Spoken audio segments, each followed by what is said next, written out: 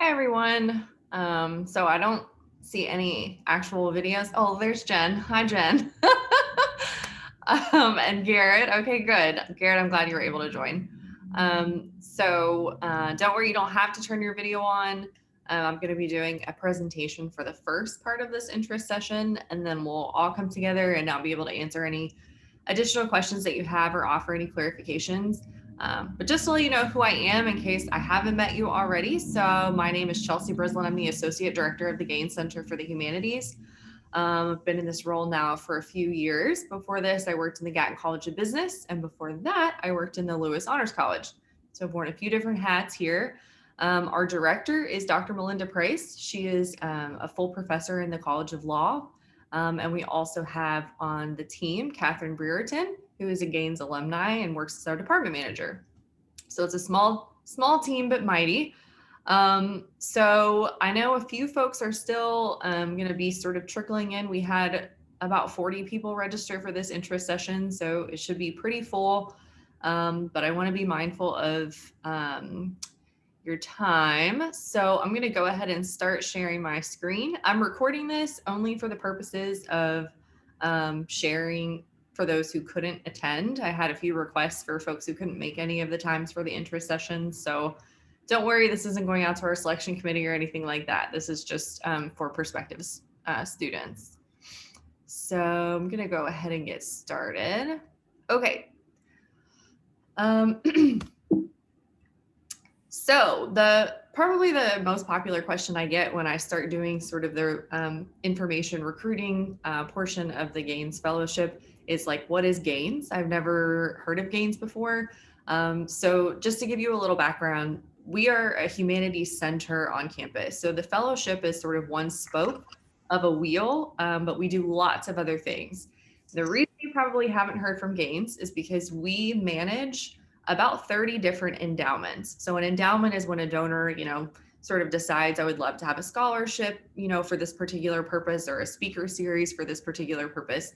So the Breathitt Lecture, the Bingham Seminar, the Bale Boone Symposium, these are all managed and run by the Gaines program or the Gaines Center. So we have a lot of different names that float out there. So sometimes students don't realize, oh, okay, I didn't realize all of those were sort of under the umbrella of Gaines. We're not housed in arts and sciences. We're not housed in Lewis Honors. We're housed actually as a central unit. And that's really intentional so that we can serve all of campus. When I say that we've had students from every different major at UK, I mean that fully. So this isn't something where if you're sitting here thinking I'm a biology major, I'm an engineering major, am I really qualified for this? You absolutely are. That's why we stay a central unit. We were founded in 1984 by the then director of honors, Ray Betts. Although right now Gaines doesn't have any formal affiliation with honors, but that's kind of how it started, along with the generosity of a local businessman, John Gaines. We are located in 3 historic buildings. So I always say a lot of folks are familiar with the really beautiful sorority house up on Maxwell Kappa Kappa Gamma. We are not that beautiful house. We are next to that beautiful house in 3 historic buildings that have lots of character, that sort of serve as a hub for students on campus. So we teach classes there. Our offices are here. I'm located right now on the 2nd floor of that building, and students are welcome to come and go as they want. So it sort of has become kind of a living room for students, which is really nice. Not knocking the student center, but it's less airport, more living room. So it's kind of nice. The Gaines Fellowship is probably the reason you're all here, and this is probably what undergrads are most familiar with. So I just want to give you a really quick rundown of what exactly the fellowship entails. So typically you apply for the fellowship when you have 2 years left at UK. So that usually is a sophomore year.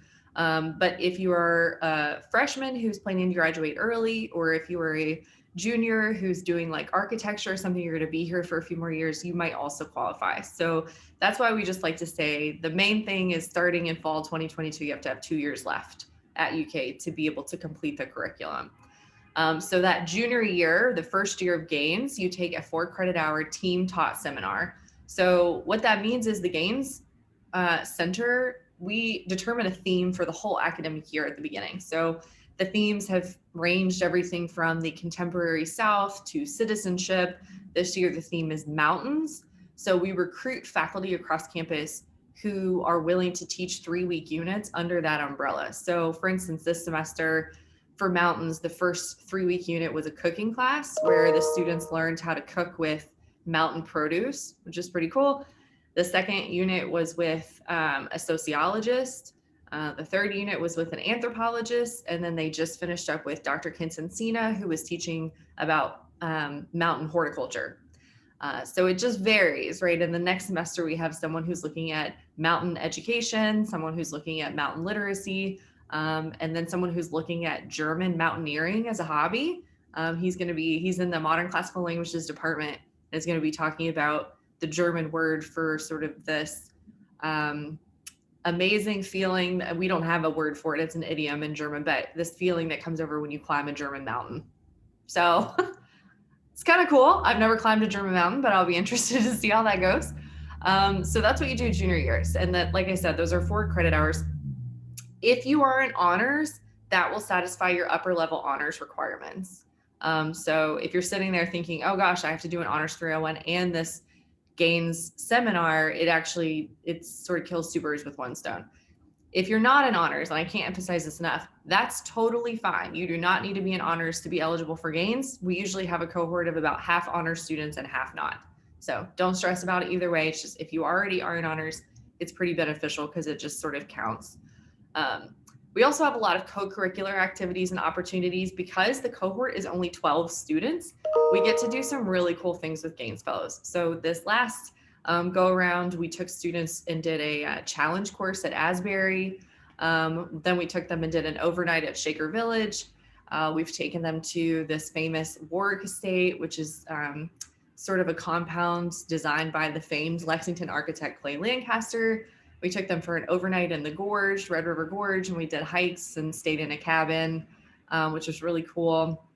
So we can do lots of things like that. For our winter event on Thursday, we're taking the fellows to Mad Potter so they can paint some pottery before they leave for the semester. Usually we do things a little bit more sort of academically geared, but the students said that they really needed to just like chill. And so they asked if we could just do something kind of mindless like paint. And so we thought, well, that's very humanities focused, so sure. So there's lots of co-curricular activities and opportunities within your first year of Gaines. Moving into your second year, it becomes a lot more independent because you'll be working on a thesis project under the direction of a faculty committee. So you'll be sort of already prepped. We really help implement steps that get you to this point. So by the time you go into your senior year, you should have a committee already. So you choose 3 faculty members. You choose your own topic. And again, same thing as before, if you're already in honors or if you have a capstone for your major, this can count towards that. So it's not going to be sort of above and beyond, right? It sort of rolls right into the curriculum you already have to do. That's 6 credit hours total. So altogether, this is about 14 credit hours.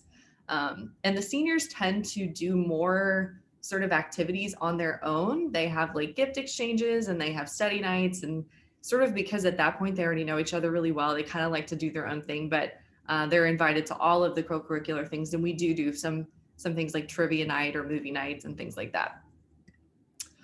Other opportunities through Gaines. So one really cool thing, if any of you were or are familiar with former Mayor Jim Gray, he created something called the Gray Art Experience specifically for Gaines Fellows. So what this is we can take all of the seniors to New York City for 4 days in April, and we take them to the Met and MoMA and the Whitney Museum and the Brooklyn Museum. We stay in Midtown Manhattan, and it's completely paid for. Your airfare, your hotel, everything. And the reason he did that is he really felt like if these students have committed, 4 semesters to studying the humanities, they should be able to see these world famous art collections. And so he very generously created this endowment. And so it's a really cool opportunity.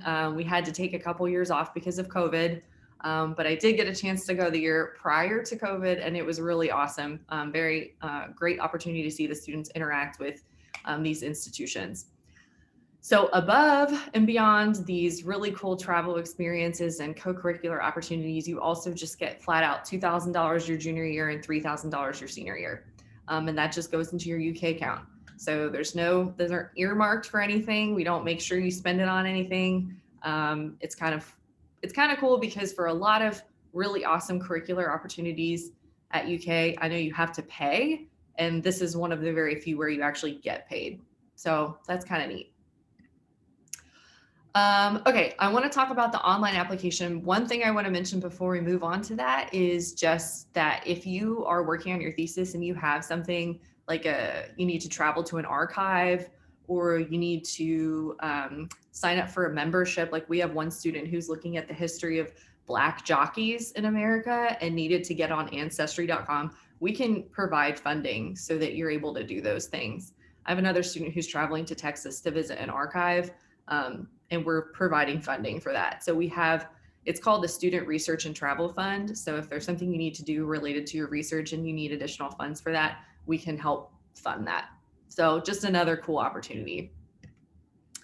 Okay, so a little bit about the application. So this is our new website. So I want everyone to be incredibly impressed with it.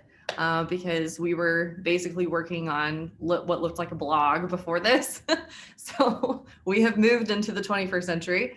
So this is our website. You can go right to undergraduate fellowship right here. And all of the pictures are actual Gaines Fellows. I have like a very weird thing about that. I don't like stock photos. So this is Hideo Abdallah. She was actually a Rhodes Scholar and a Gaines Fellow. Here you can find the benefit and expectations, just if you want a little refresher. Eligibility, so we talked a little bit about this.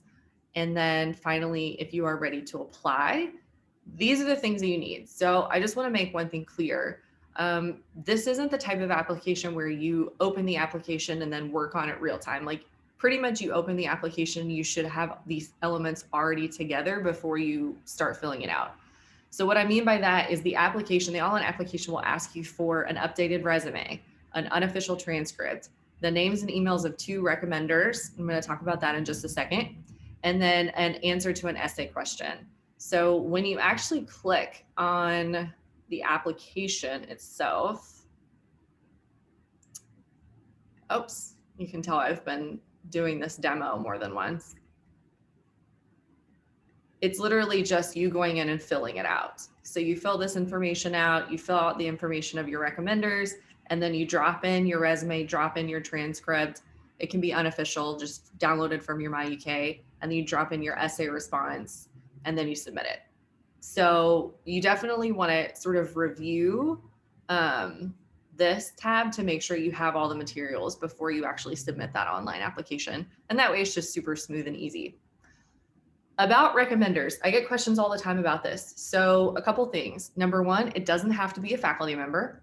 It can be a staff person or an advisor, just someone who can speak to your sort of intellectual curiosity.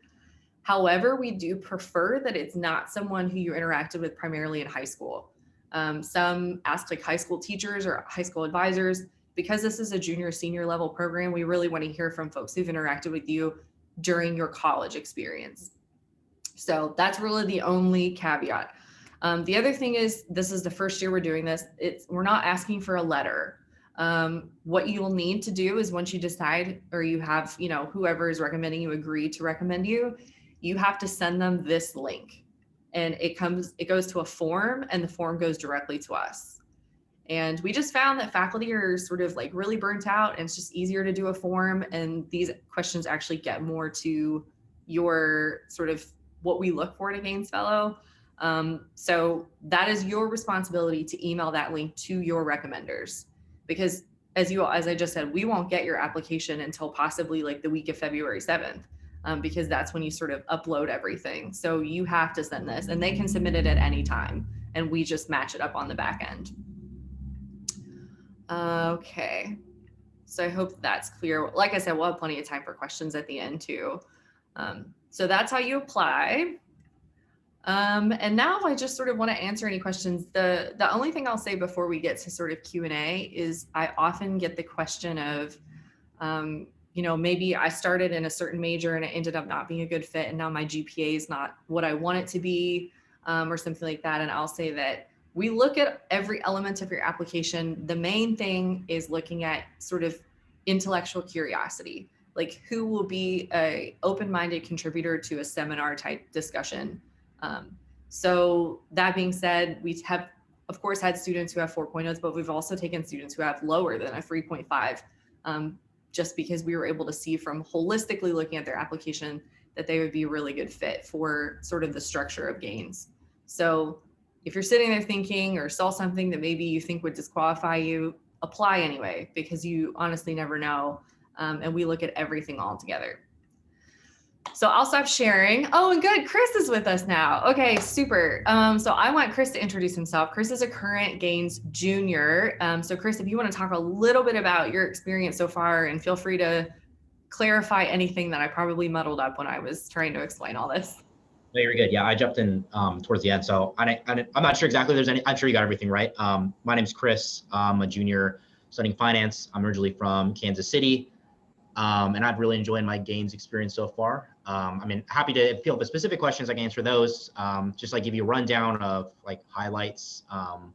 I joined the program because I wanted to, I wasn't actually, to be honest with you, I wasn't really sure initially kind of going in what I wanted, what the program, like how I would fit kind of with my college experience and, what I would get out of Gaines, like in a kind of like concrete fashion. But being in Gaines and being with the professors and kind of being in the program, I've really felt it helped kind of round out college in a way that I feel is really important to me now, especially since my major isn't in the humanities, and I haven't really had a super big focus on humanities before I joined Gaines.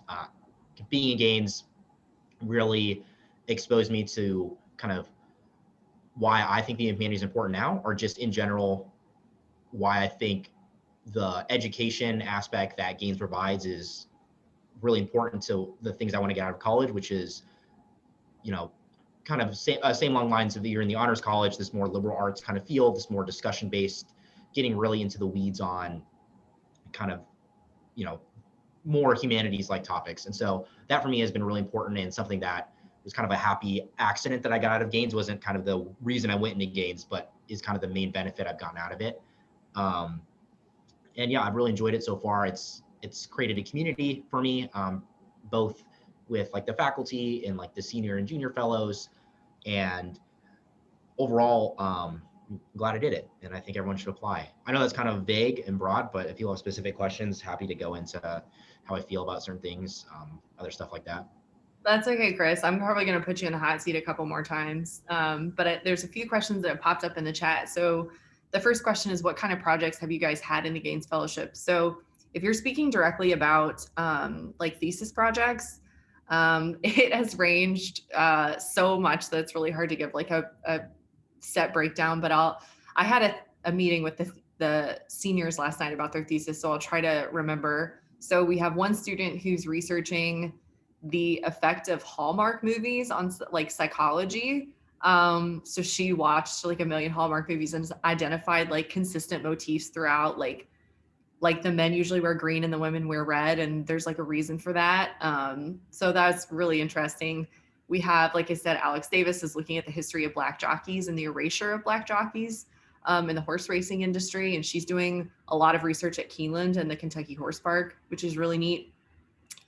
I have another, let me think. Okay, I'm like going around the room in my head. I have one student who's doing a poetry collection. So that's an important point that I forgot. It doesn't have to be a research paper. It can be a creative product. And we've had students do like architecture students do models before. We've had students do novellas.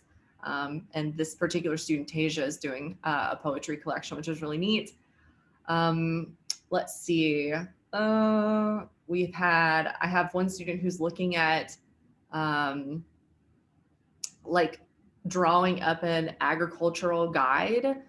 So like that's a creative project, but it's doing something that can be circulated to like elementary and middle schools to try to get more students of color interested in agriculture, make it more inclusive for them. So it's pretty neat.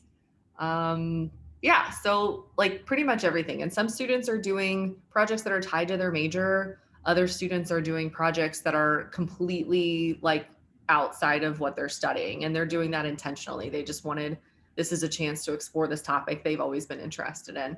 Oh, we have another student who's looking at how medical memoirs have impacted like best practice in hospital settings. So when breath becomes air, and reading like medical memoirs and looking at how that's actually changed the landscape of that industry, which is really cool. So there's just a lot of really, really neat projects. Let's see. How much of a commitment is gains? That's a great question. And it's very subjective to each person. So I've had some students tell me this is way less of a commitment than I thought it was going to be. And I've had other students tell me this is more of a commitment than I thought it was going to be. So I think it really depends on where you are. I will say, like, the classes are Tuesdays and Thursday evenings. So that's like a set, you need to attend all of those unless you have an excused absence. And we really emphasize attendance at co-curricular initiatives. And the reason for that is because, sometimes when we've had students who are really over scheduled and overbooked, can't make it to those co-curricular initiatives, and then explain that they don't feel like a part of their cohort.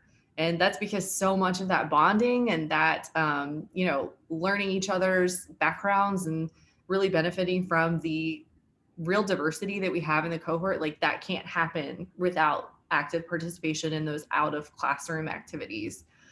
So I'll say it's a pretty big commitment.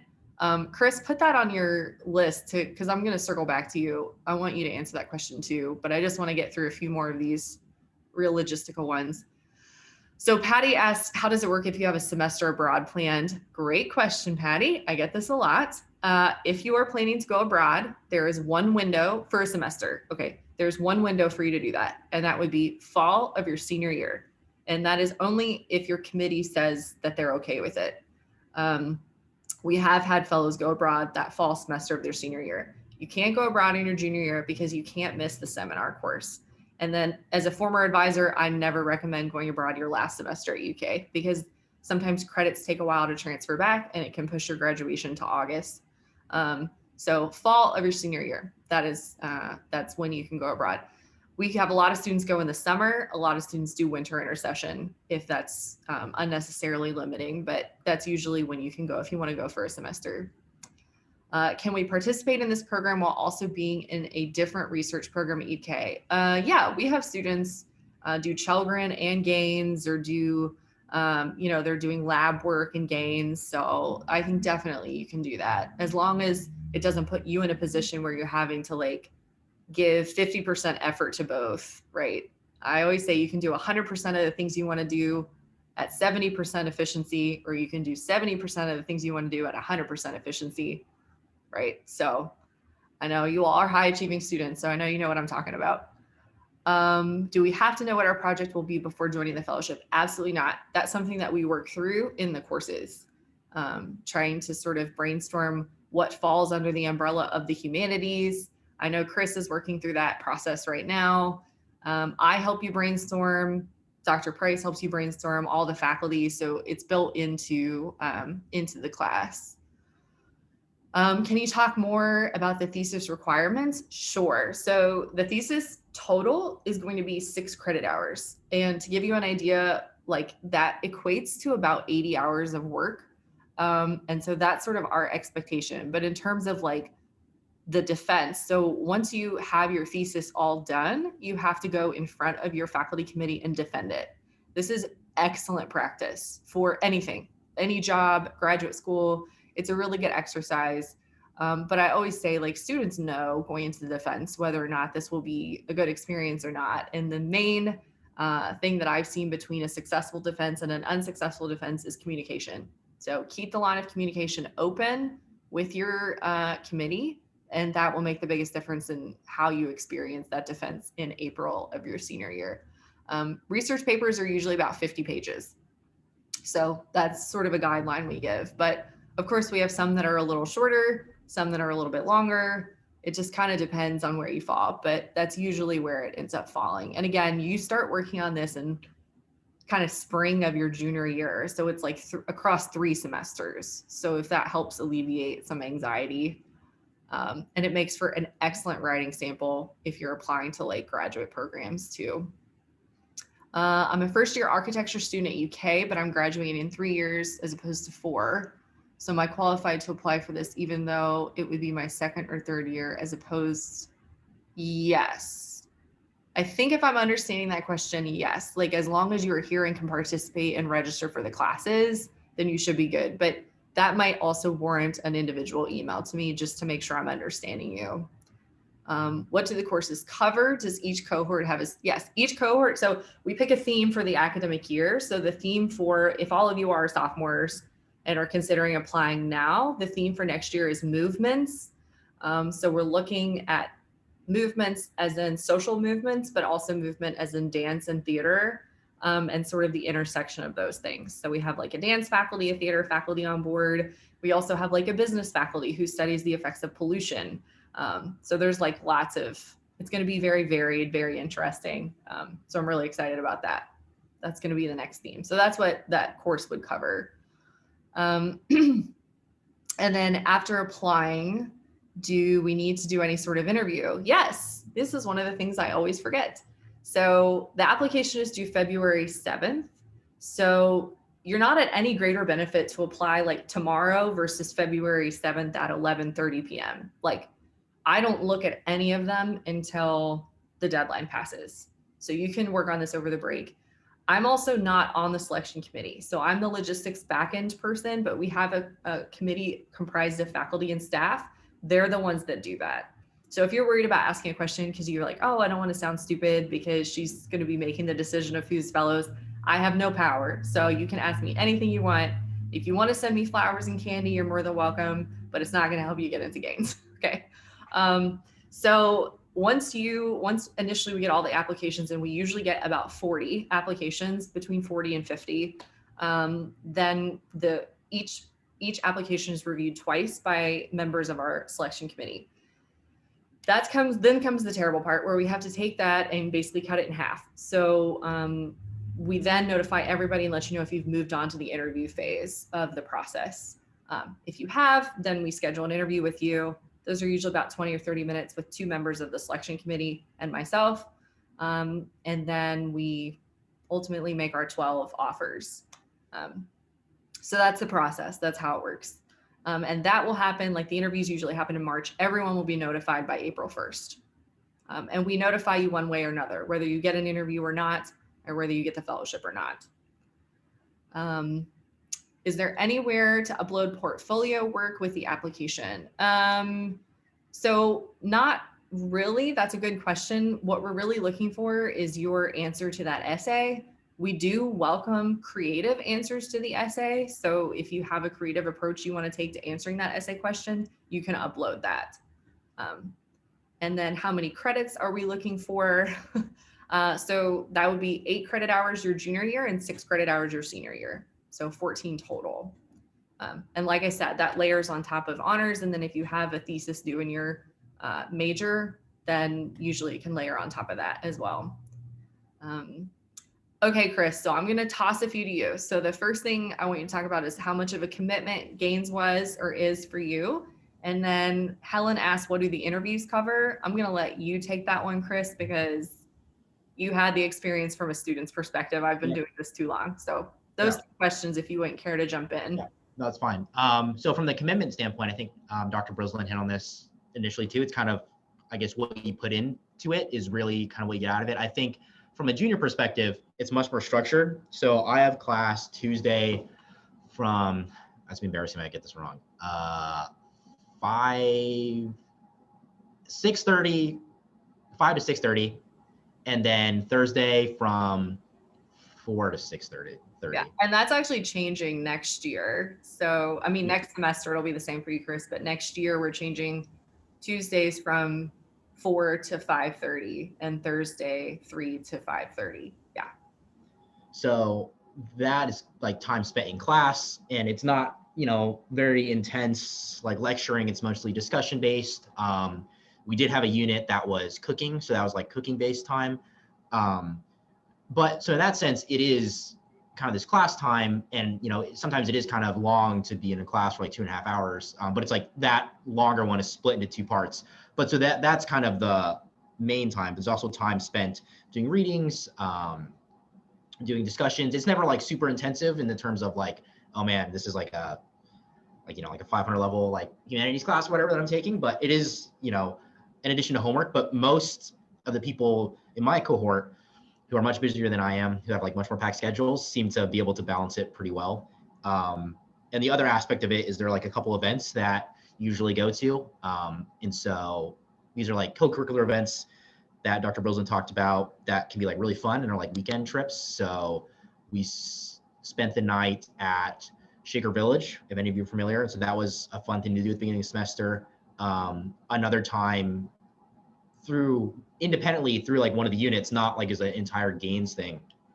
One of our professors brought us to the gorge, and there was hiking Friday and the option to stay overnight. So that was another thing that was part of the unit, was going to like experience going to the gorge, because we read some books about mountains and hiking in mountains. And then there's some other events that you get to like assist with. So recently there are these, and I can't remember the exact name of them, but kind of like seminars that Gaines hosts that you volunteer at. And so it's very much kind of, making space and time that about well ahead of time to, help check in people for like a concert.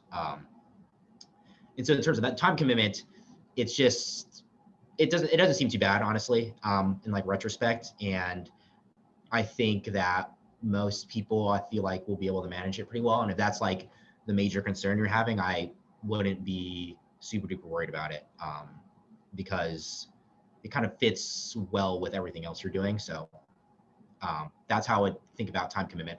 I'm not a senior yet, so can't really comment on senior year time commitment wise, but that doesn't seem terrible either. The other question was interviews.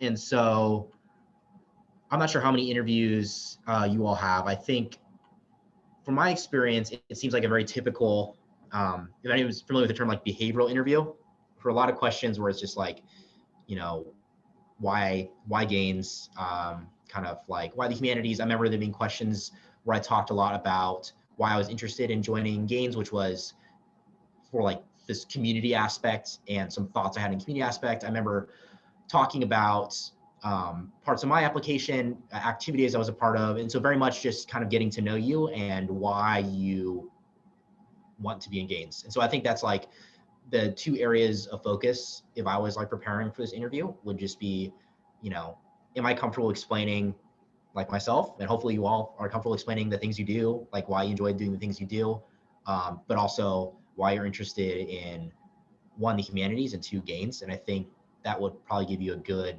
basis to kind of cover what I felt the interview was mostly like when I did it. Yeah, I will say, for any of you all who interviewed for like scholarships or have done interviews before, like I used to interview for Singletary Scholars.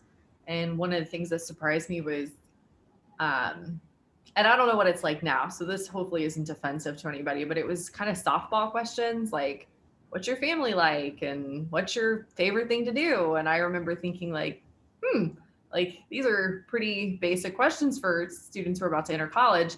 So we definitely don't do that. I'll tell you that much. We might ask your thoughts about a current event that's happening. We might ask your thoughts on sort of the state of higher education. So there are definitely more in-depth questions. I've had students say in these interest sessions before, it's totally appropriate to like take a second and think about it before you answer, because it's not going to be sort of that easy, like, tell me about yourself. So just something to be mindful of, but it should be a fun conversation. I mean, those are the best interviews, where it's like, don't think of it as a test. Think of it as, an opportunity to have a really neat, in-depth conversation.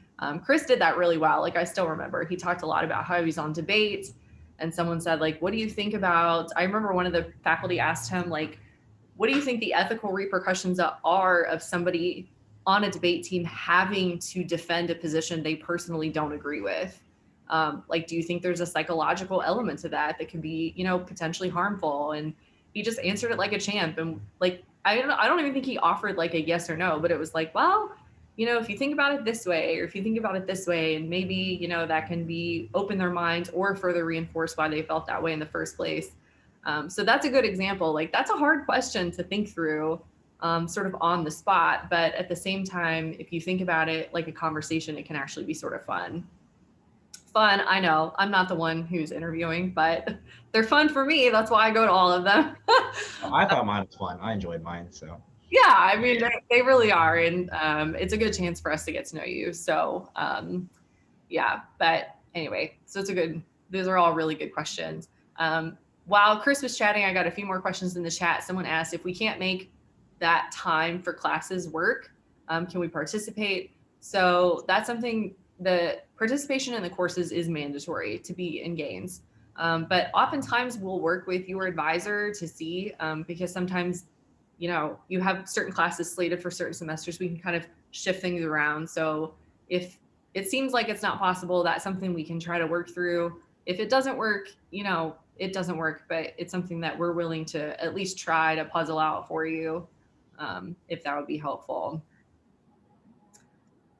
Other questions?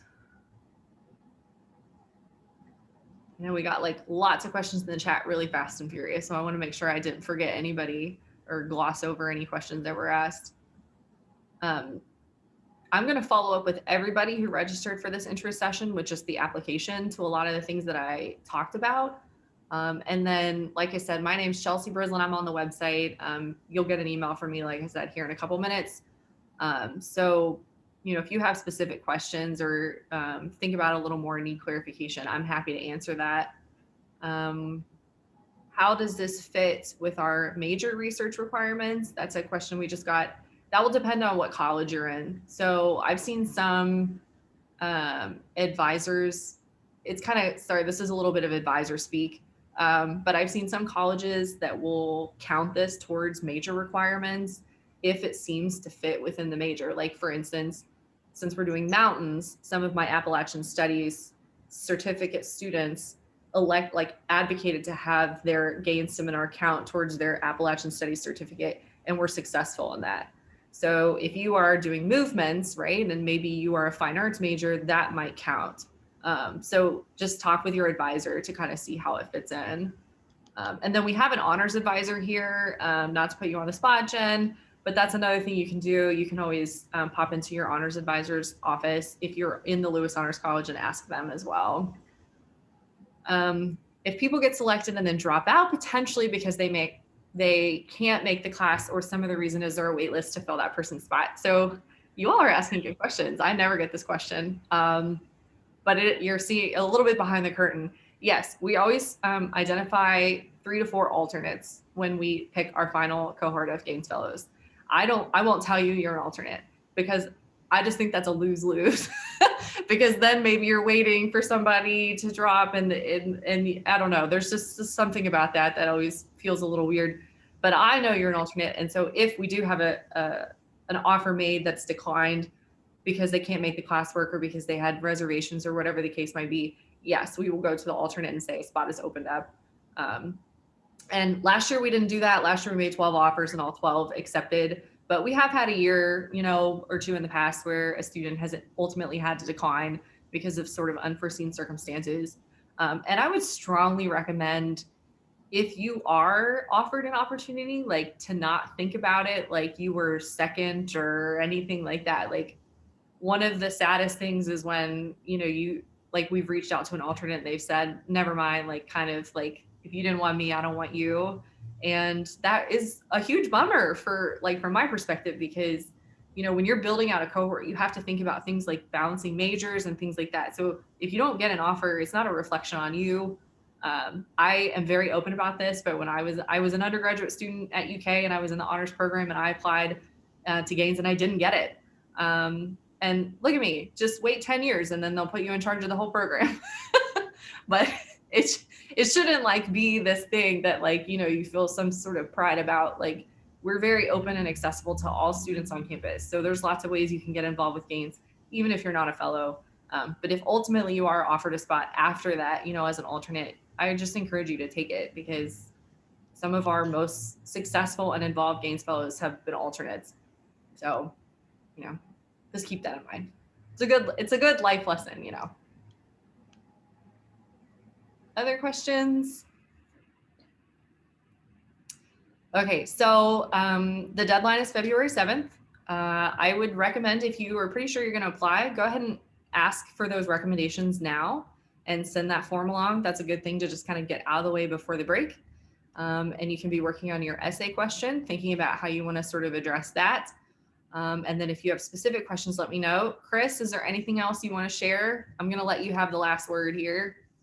I mean, yeah, I think, one thing I'll share is like,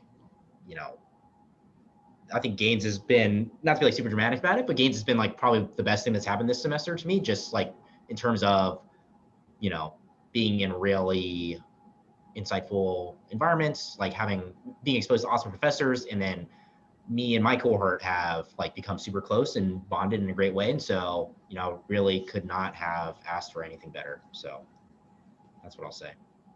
I didn't even pay him to say that. All right. Well, thank you all so much for coming. I will follow up with a link on where to apply and all of that. If you have specific questions, feel free to follow with me. And I appreciate your time. Thanks so much. It was nice meeting all of you.